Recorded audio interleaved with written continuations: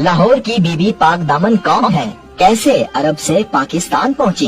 سعودی عرب، عراق، شام، ایران اور مصر کو اللہ کے پیاروں کی زمین کہا جاتا ہے۔ مدینہ المنورہ میں نبی رحمت صلی اللہ علیہ وآلہ وسلم کا روضہ اقدس موجود ہے۔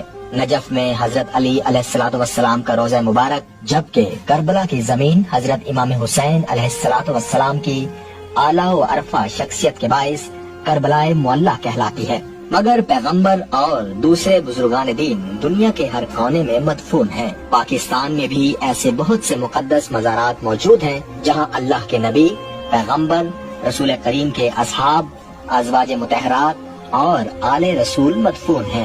انہی میں سے حضرت علی علیہ الصلوۃ والسلام کی ایک بیٹی رقیہ بنت علی ہیں جو بی بی پاک دامن کے لقب سے مشہور ہیں۔ یہاں ہزاروں کی تعداد میں زائرین روزے کی زیارت کے لیے آتے ہیں، اپنے مذہب اور عقیدے کے مطابق منتیں مانگتے ہیں اور اپنی مرادیں حاصل کرتے ہیں۔ یہ بی بی پاک دامن حضرت علی علیہ الصلوۃ والسلام کی صاحبزادی اور رسول خدا محمد مصطفیٰ احمد مجتبیٰ صلی اللہ علیہ وآلہ وسلم کی بھتیجی ہے۔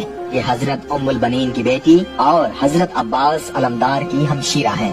آپ کے شوہر کا نام حضرت مسلم بن عقیل ہے، جبکہ کچھ لوگوں کا ماننا ہے کہ آپ حضرت مسلم بن عقیل کی بہن یا بیٹی تھیں۔ روایت عام یہی ہے کہ